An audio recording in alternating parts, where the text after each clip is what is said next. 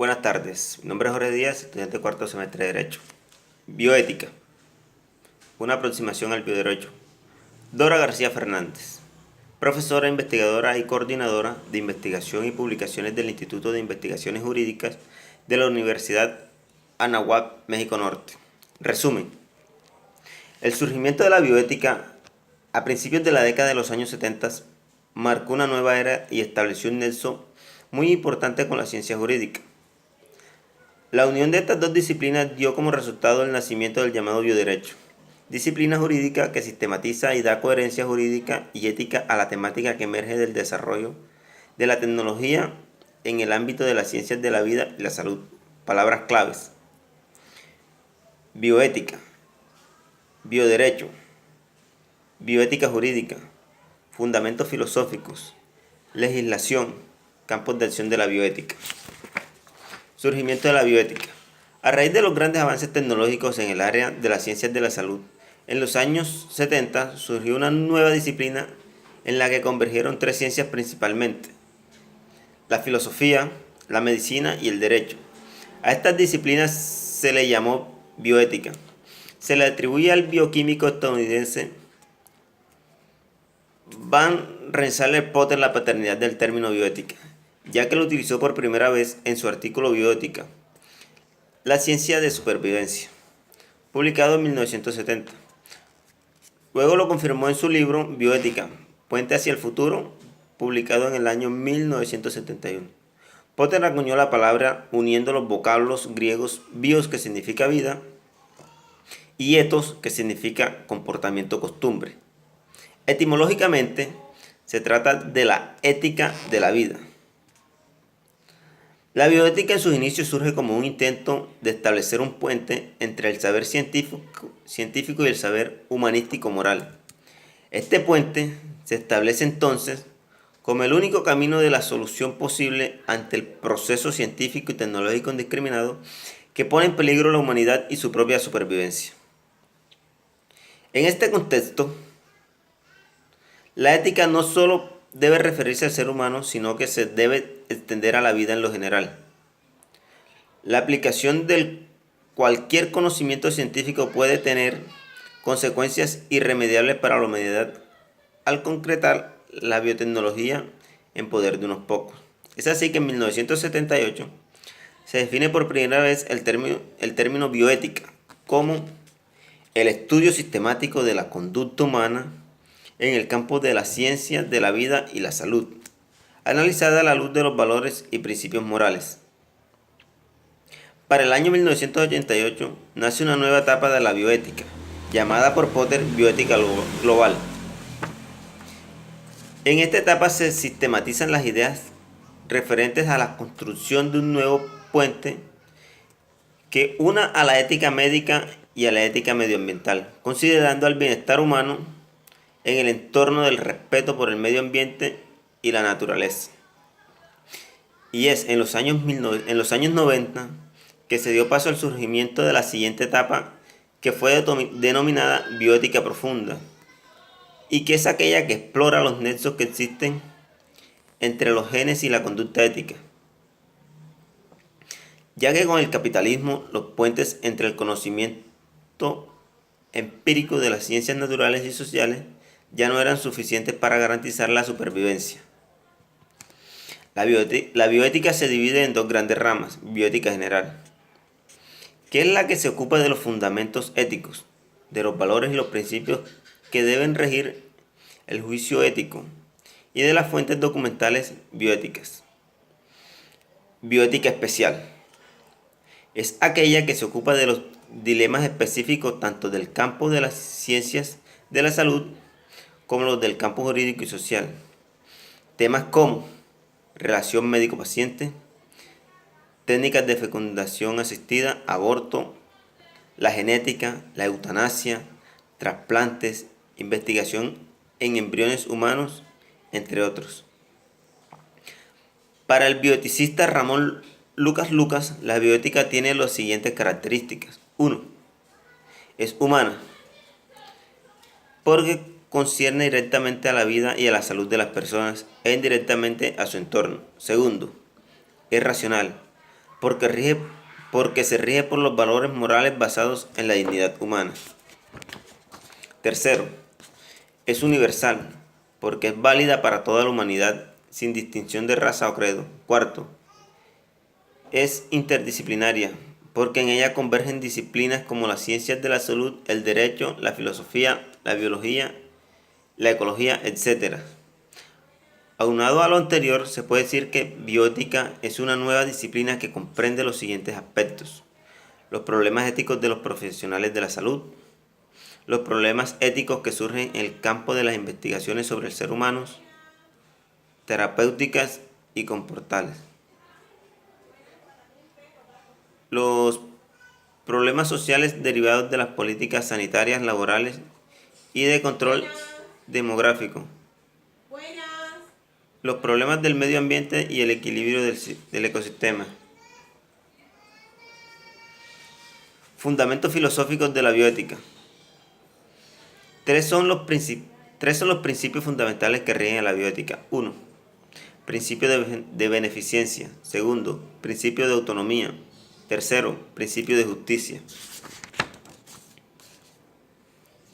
Naturalismo sociobiologista. Establece que la vida y la sociedad están sujetas a la evolución biológica y sociológica. Propone una ética basada en el evolucionismo. En esta corriente se cree que es suficiente describir y observar empíricamente los comportamientos de un grupo social para extraer de ahí normas de conducta para la colectividad. Así es, así debe ser. Por ejemplo, si en la actualidad se está dando el matrimonio entre homosexuales, es decir que así debe ser. Segundo, liberal, radical o subjetivista. Los juicios solo pueden ser medios con los hechos y es imposible pasar de los hechos a los valores y normas éticas. Es subjetivista porque los hechos son originados únicamente por el sujeto. En este modelo no existe una verdad o un bien universal. La libertad y la autodeterminación del individuo son fundamento de sus lecciones morales. Por ejemplo, en el tema del aborto, los liberales radicales afirman: la mujer es dueña de su cuerpo y puede decidir sobre él. La posición radical ha sido sostenida en temas como el aborto, los anticonceptivos y el testamento de vida, considerada que la libertad es el primer valor de la persona. Pragmático utilitarista. Propone la utilidad social como el valor supremo de la jerarquía de los valores. Prevalecen los intereses de la mayoría sobre los del individuo. La elección moral se hará en base a la obtención del mayor bienestar para el mayor número posible de individuos. En este modelo de pensamiento se toma en cuenta el parámetro costo-beneficio como referencia en la toma de una decisión ética. Un ejemplo de utilitarismo sería el caso de la aplicación de las vacunas contra el virus del papiloma humano. En México, en los servicios médicos de la Seguridad Social, se cuenta con una cierta cantidad de vacunas, cuyo costo es muy elevado. Por lo tanto, se decidió aplicársela solamente a mujeres de edades entre los 18 a los 30 años, porque se consideró que las mujeres en este rango de edades son más propensas a contraer el virus, ya que en este periodo suelen tener más relaciones sexuales. Personalista. Esta corriente filosófica considera que el principio fundamental de la bioética es la dignidad de la persona humana. El valor prioritario es la vida y exige el ejercicio responsable de la libertad. Toma como centro a la persona humana.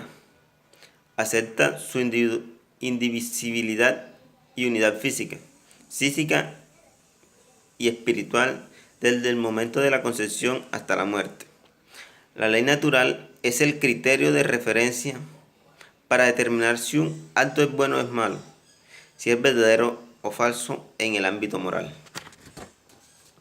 Asimismo, el personalismo reconoce la importancia de respetar a los seres animales y vegetales, aunque subordinándolo al bien de la persona humana. Este modelo se basa en 5 principios: el valor fundamental de la vida, el principio de corporeidad, principio de libertad y responsabilidad, principio terapéutico, el principio de socialidad y subsidiariedad, bioética jurídica o bioderecho. El rápido desarrollo de la tecnología en las ciencias de la salud ha derivado en una necesidad apremiante de regularla. Dicha tecnología ha introducido en la sociedad del siglo XXI una especie de medicalización de la vida y por tanto juridicidad de la sociedad, entrelazando estrechamente la bioética y el derecho en una especie de simbiosis o unión disciplinaria. El derecho y la bioética se han unido para dar pie a una nueva disciplina jurídica que sistematiza y da coherencia jurídico-ética a las nuevas realidades que emergen del ámbito de la conducta humana. Dicho en otras palabras, el bioderecho es una disciplina que estudia la conducta de los seres humanos desde el punto de vista de la ética y de la ciencia jurídica. Y, ante el desarrollo científico-tecnológico que ha alcanzado la humanidad, se encarga de establecer límites y regulaciones en el ámbito de las ciencias de la vida y la salud. De acuerdo a lo establecido en la Carta de los Derechos Fundamentales de la Unión Europea, estas regulaciones deben estar fundadas en los valores universales de la dignidad humana, la libertad, la igualdad y la solidaridad, y debe basarse en los principios de la democracia y del Estado de Derecho, creando un espacio de justicia, libertad y seguridad, al situar a la persona humana en el centro de toda actuación, con el respeto a la vida como valor supremo. Por ello, es tan importante reforzar la protección de los derechos humanos en el marco de la evolución de la sociedad y de los avances científicos y tecnológicos. De lo anterior, se encargará el bioderecho basándose en las siguientes premisas: premisa científica, premisa bioética, premisa jurídica.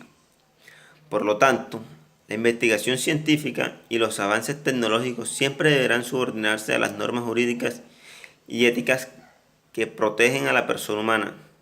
Dicho de otro modo, el límite de nuestros actos, además de la responsabilidad, será el respeto a la vida y a la dignidad humana. Campos de acción del bioderecho. Los campos de acción del bioderecho son muchos y resulta de suma importancia hacer un análisis profundo de cada uno de ellos.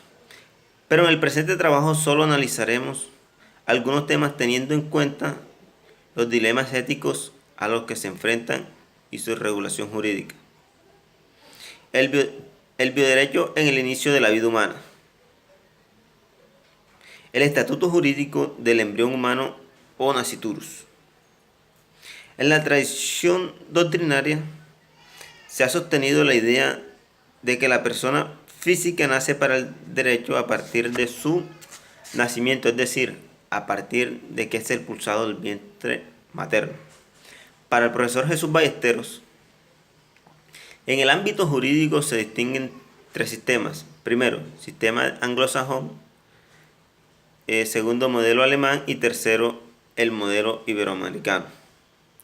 En México, el jurista Rafael Rojina Villegas establece que el nasciturus tiene personalidad antes de nacer, para ciertas consecuencias de derecho, como son capacidad para heredar, para recibir legados y donaciones, para ser heredero,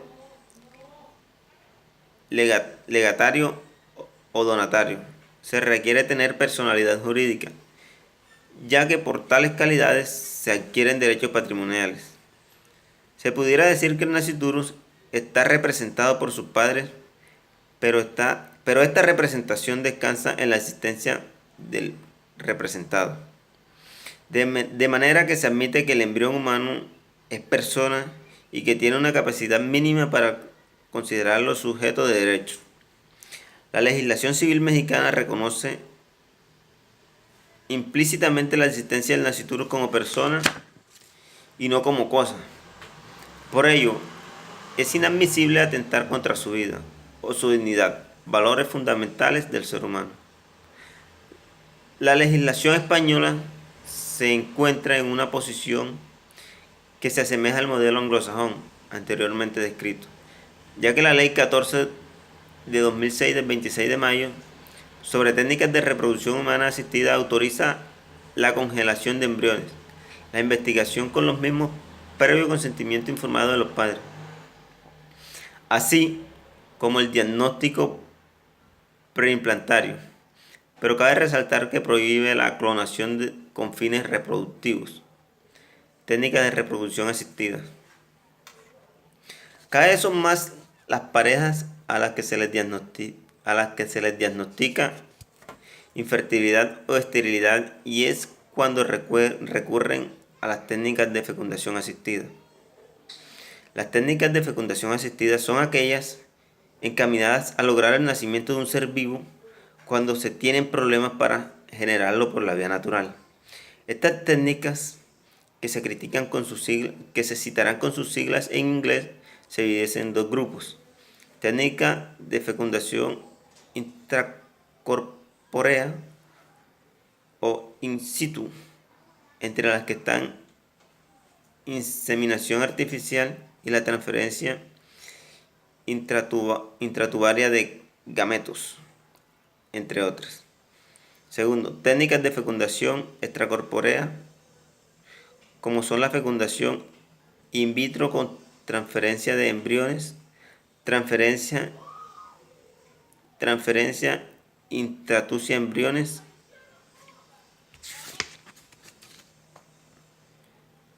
Dentro de este tema surgen otras problemáticas éticos, como los embriones sobrantes, su crioconservación, los riesgos físicos y psicológicos que conllevan estas técnicas, la baja probabilidad de éxitos y su alto costo económico, la rápida difusión de las técnicas de reproducción asistida y en especial la fertilización in vitro en los últimos 15 años ha llevado a diversos países a regularlas con finalidad de evitar abusos en este campo. Los países europeos que ya han legislado en esta materia son Alemania, Australia, Dinamarca, España, Francia, Hungría, Noruega, Países Bajos, Reino Unido, República Checa y Suecia. Fuera de Europa están estos países que tienen legislación o que por lo menos tienen algunas disposiciones al respecto de sus leyes: Arabia Saudita, Australia, Brasil, Egipto, México, Singapur, Sudáfrica, Taiwán y Turquía. Son distintas las razones que han condicionado los contenidos de cada regulación jurídica y no existe una orientación unívoca en lo referente a las opciones de política legislativa ni un panorama ético que condicione una mayor o menor extensión en la aplicación de las técnicas de fecundación asistida.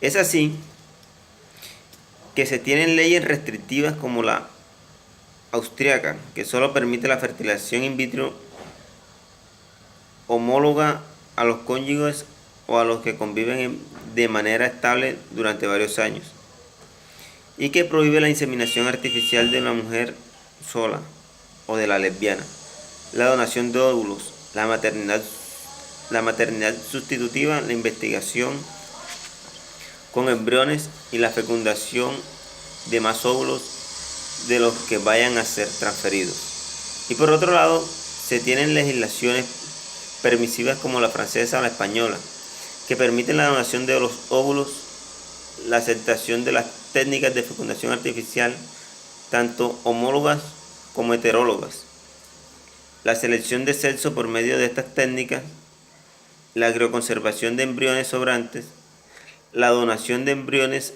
a otra pareja o la experimentación de maternidad subrogada y la aplicación de las técnicas de fecundación asistida tanto para parejas como mujeres solas. Cabe resaltar que en España, con la Ley 35 de 1988 del 22 de noviembre sobre técnicas de reproducción asistida y con la Ley 42 de 1988 de 28 de diciembre de donación y utilización de embriones y fetos humanos o de sus células, se convirtió en uno de los países pioneros en regular competentemente nuevas técnicas de reproducción humana. En esa época existían aproximadamente 70.000 parejas infértiles, de las cuales el 40% podría haberse beneficiado de la FIVET y el 20% de la inseminación artificial. Para entonces ya existían 13 bancos de gametos y 14 centros en los que se realizaban dichas técnicas.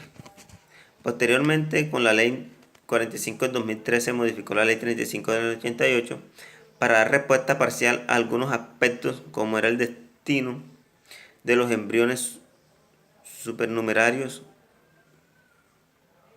Finalmente, con la Ley 14 del 2006 del 26 de mayo sobre técnicas de reproducción humana asistida, se introdujeron importantes novedades, las cuales podrían ser objeto de un estudio aparte. Adopción en embriones humanos. Uno de los problemas éticos más importantes que surge de las técnicas de fecundación asistida, especialmente de la FIVET con transferencia de embriones, es el que los embriones sobrantes, considerando que son seres humanos con potencialidad de convertirse en adultos, la opción de darnos en adopción a otras parejas que son infértiles con el fin de darle la oportunidad de nacer en el seno de una familia en lugar de morir al destruirlos o al donarlos para la investigación. Es una manera de adopción lícita. El acto de adoptar, en cualquiera de sus modalidades, es un acto noble y consciente, mucho más consciente que la misma procreación.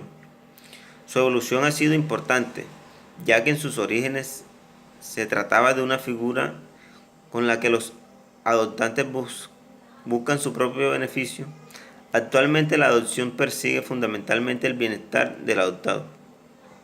La adopción de embriones se define como un procedimiento mediante el cual un embrión, fruto del óvulo de una mujer y el espermatozoide de un hombre, es gestado en el útero de otra mujer con el fin de ser criado por ella y su cónyuge. Al igual que en una adopción tradicional, la pareja que cría al niño no tendría ninguna conexión genética con él, pero a diferencia de este tipo de adopción, la pareja no tendría que pasar por el difícil proceso legal para ser declarados padres legalmente de la criatura. En este caso, la pareja adoptaría biológicamente al bebé durante la temprana etapa del embrión y no una vez haya nacido. La adopción de embriones se presenta como una opción para aquellas parejas que, no teniendo ni óvulos ni espermatozoides para contribuir en el proceso, quieren pasar por la experiencia de lo que un embarazo significa. Es también una opción para aquellas parejas donde uno de los dos es infértil, pero no quieren tener una relación genética igualitaria, es decir, una relación no genética con el niño. De esta forma, se tiene la posibilidad de adoptar embriones humanos como una opción para evitar su destrucción en los siguientes casos: cuando los padres biológicos de los embriones ya no quieran otro hijo. Segundo, cuando esos embriones sean huérfanos, es decir, que sus padres hayan fallecido o no aparezcan. En cualquiera de los dos casos, se debe establecer un proceso judicial sencillo y rápido que evite la complejidad de un proceso de adopción convencional. En México, esta posibilidad aún no se encuentra regulada, pero en otros países como España sí lo está.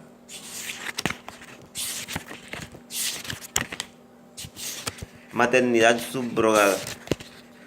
La maternidad subrogada, también llamada subrogación de útero, es una posibilidad más en las técnicas de fertilización asistida para tener un hijo, y consiste en la práctica mediante la cual una mujer gesta un niño por otra, usualmente mediante una retribución económica. Está indicada en casos de esterilidad femenina, cuando no se puede gestar por malformaciones en el útero o por su extirpación, y en casos de abortos repetitivos. De acuerdo a la participación genética, existen dos clases de subrogación: la total, cuando la mujer contratada es inseminada y aporta sus propios óvulos, y la parcial, cuando se le transfiere un embrión que fue fecundado. También se puede clasificar la subrogación en comercial, cuando hay retribución económica de por medio, y la altruista, cuando no se retribuye por la gestación. En este caso tenemos, por ejemplo, una madre que ha desempeñado esta tarea para darle un hijo a su hija estéril. Generalmente los contratos de subrogación de vientre son considerados ilegales y no es posible exigir su cumplimiento ante el tribunal. Muchas legislaciones, como la de España, los prohíben expresamente, ya que considera nulo en pleno derecho el contrato por el que se convenga la gestación por sustitución. En México no está regulado todavía, aunque ya existe una propuesta de ley que se encuentra en análisis de la Asamblea Legislativa del Distrito Federal. Desafortunadamente, estas prácticas se realizan frecuentemente en la actualidad de forma ilegal. En países como Estados Unidos ya es una práctica común y existen agencias que se especializan en llevar a cabo todo procedimiento. En otros países solo se permite la retribución de los gastos necesarios como médicos, alimentación, transportes, hospitalización, etc. Y se rechaza la compensación económica por el pago de los servicios prestados. El bioderecho en el final de la vida humana. Eutanasia. La eutanasia significa buena muerte, que se define como el acto o método que se aplica para producir la muerte sin dolor y finalizar el sufrimiento de pacientes terminales. También se define como la muerte intencional de un paciente producida por un acto. Eutanasia activa o una omisión, eutanasia pasiva, de quienes lo tienen a su cuidado. La eutanasia es motivo de constantes debates y de un dilema moral muy profundo. La nueva tecnología médica permite salvar muchas vidas y también prolongarlas, a veces de formas inadecuadas y poco dignas. Por otro lado, se afirma que la eutanasia es un medio de evitar el sufrimiento innecesario y la degradación del ser humano. Pero ante esto se debe analizar lo que es médicamente apropiado y lo que es moralmente admisible. Las propuestas para legalizar la eutanasia suelen apelar a la libertad del enfermo para decidir con autonomía sobre su muerte, una especie de derecho a morir. Pero, ¿hasta qué punto es real la libertad de un enfermo? No se puede considerar la muerte como un derecho. La muerte es la consecuencia natural de la vida. Tampoco se puede pensar en el ejercicio de libertades individuales sin tener en cuenta sus consecuencias para los demás o para la naturaleza. Aquel que reclama el derecho a morir habrá medido los efectos que su demanda seguirá teniendo cuando él ya no esté. Sin duda, la eutanasia es un tema de mucha reflexión.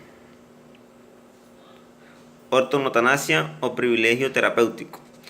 El término ortoeutanasia proviene de dos vocablos griegos: orto, que significa recto y justo, y de thanatos, que significa muerte, lo cual se traduce como muerte digna, ya que se refiere a la actuación correcta por parte de quienes atienden a un paciente en fase terminal.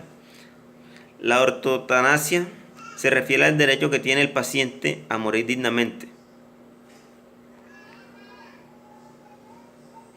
sin que se utilicen medios desproporcionados y extraordinarios para mantenerlo con vida. En este caso se deben aplicar los llamados cuidados paliativos, que son acciones dirigidas al cuidado activo y total de aquellas enfermedades que no responden a un tratamiento curativo e incluyen el control del dolor y otros síntomas, así como la atención psicológica del paciente. Algo que la diferencia de la eutanasia es que la ortoeutanasia no pretende el adelanto de la muerte del paciente terminal, sino brindarle medidas paliativas para hacer más llevadero su proceso. Distanasia y ensanchamiento terapéutico. A diferencia de la eutanasia y la ortotanasia, la distanasia consiste en retrasar la muerte de un paciente en fase terminal utilizando todos los medios necesarios para ello, sean proporcionados o no, causando al paciente sufrimientos añadidos a los que ya padece y que no lograrán evitar su muerte. A la distanasia también se le llama obstinación terapéutica y ensañamiento o encarnizamiento terapéutico, y con ella se aplican medios extraordinarios para la prolongación precaria y penosa de la vida.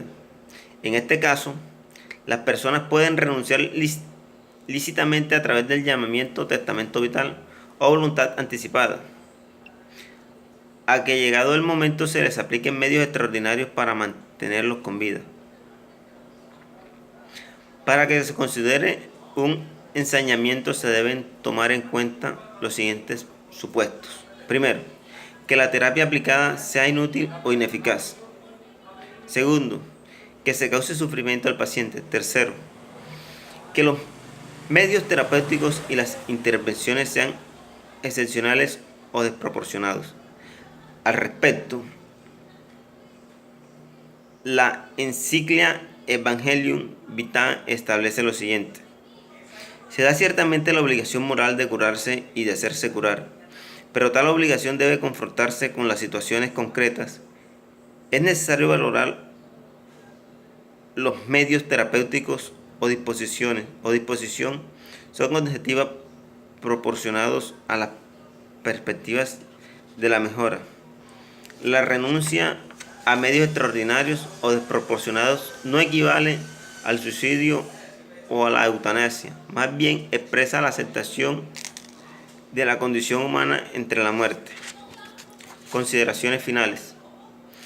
Además de los temas anteriormente mencionados, también añaden al campo del bioderecho tópicos como la investigación en embriones humanos, la clonación, el aborto, el trasplante de los órganos, el genoma humano, el uso de anticonceptivos, el sentido del dolor y el sufrimiento, la homosexualidad, el transexualismo, SIDA, las adicciones, la ecología, entre muchos más.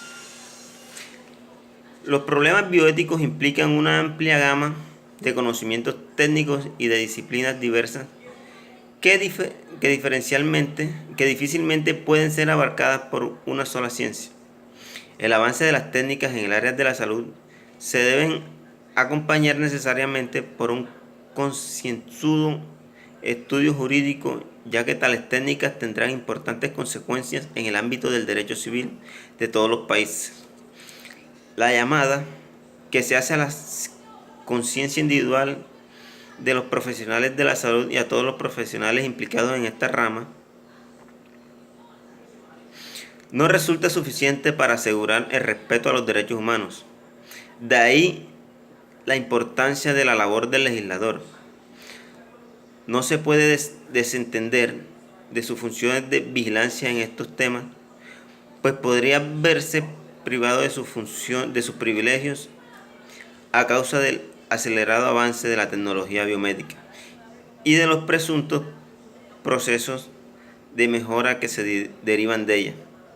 La disposición de la vida de los seres humanos podría legitimizarse, lo cual resultaría en un grave atentado en contra de la dignidad y de los derechos fundamentales de la persona humana. Toda ley civil debe tener como misión garantizar el bien común de las personas por medio del reconocimiento y defensa de sus derechos fundamentales y la promoción de la moral pública. La ley civil debe tolerar ocasionalmente y por bien público lo que no puede prohibir sin causar daños graves a la sociedad. No obstante, los derechos inalienables de la persona deben ser reconocidos y respetados por la sociedad civil y por la autoridad. Estos derechos humanos no pueden estar subordinados a los individuos ni tampoco son una concesión de la sociedad o del Estado. Pertenecen a la naturaleza humana y son inherentes a la persona. Todo avance científico debe tener como límite la dignidad del hombre como ser humano, y esto se logra estableciendo límites por medio del bioderecho. Y aquí su importancia. A través de nuestra práctica profesional y en la de nuestros derechos civiles, hemos de esforzarnos para reforzar las leyes positivas que no limitan este campo, y es necesario que se prohíba toda práctica contraria a la vida y a la dignidad de la persona humana. Muchas gracias.